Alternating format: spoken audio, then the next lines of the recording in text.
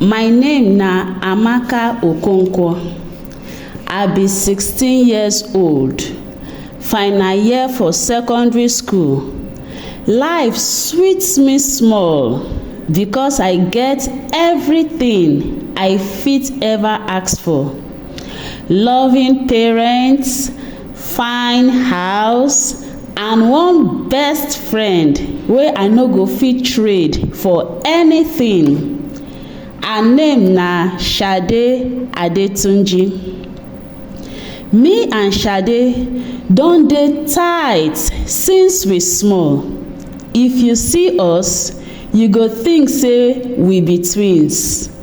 We dey wear same cloth, shop together, sleep over anyhow.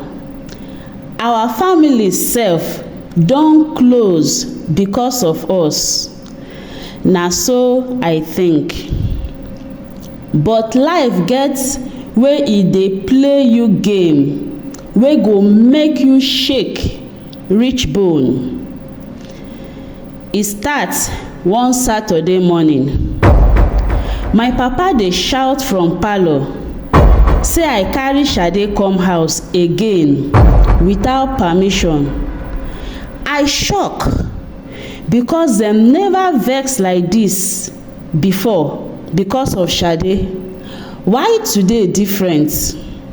As I dey waka go parlour, I hear my papa low voice. E dey whisper dey give my mama say she no suppose dey close to Amaka like dis. My mama come answer, but wetin we go do? Dem don bond. Blood dey call blood. Blood? Wetin dem mean? Na dat moment something inside my chest cut. I rush enter come parlour. Dem shock as dem see me. Mommy, daddy, wetin una dey hide? I ask. Dem deny oo. Dem say na my ear dey hear gbogan. Say I hear rubbish. I wan believe dem, but my spirit no gree. From dat day, wahala start. Anytime I mention Shade, dem go dey uncomfortable. One night, curiosity nearly kill me. I sneak enter my mama room. I search everywhere.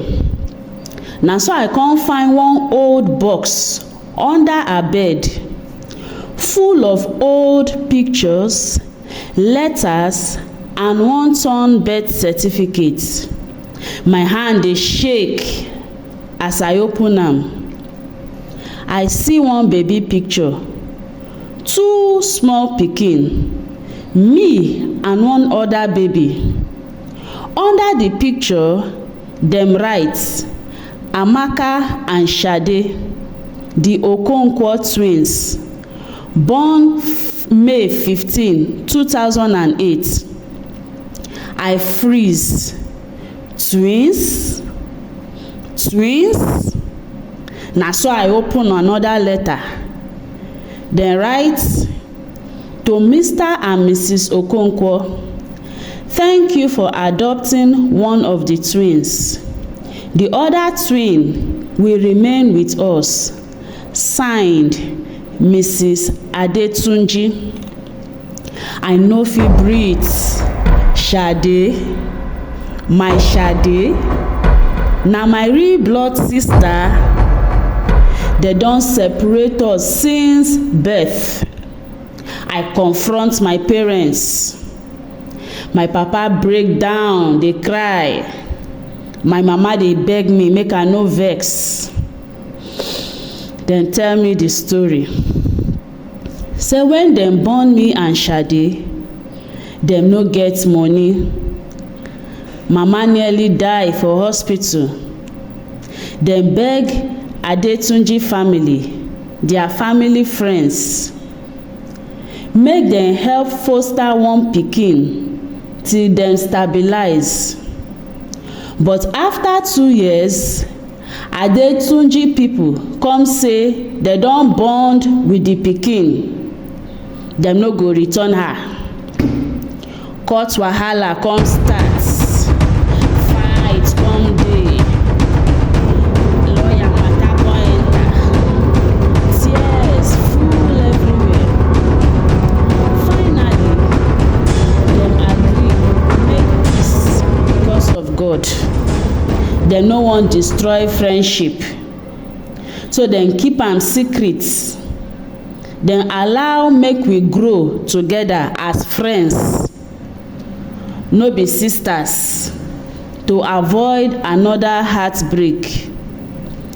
But blood no dey lie, love no dey hide. I run go meet Sade, tears dey my eye. When I tell her, she first laugh. She say I dey craze. But as I show her the picture and letter, her hand fall. She cry sotey she nearly faint. Our world scatter. We no sabi how we go act again. We dey confused. She dey angry say her own mama Adetunji no tell her. She confront dem. Na serious wahala. Sade pack comot for house for days. She come dey stay with me. My mama dey beg, papa dey beg, everybody dey cry. But wetin pain me pass be say all the years wey I dey wish for sisterhood dey under my nose.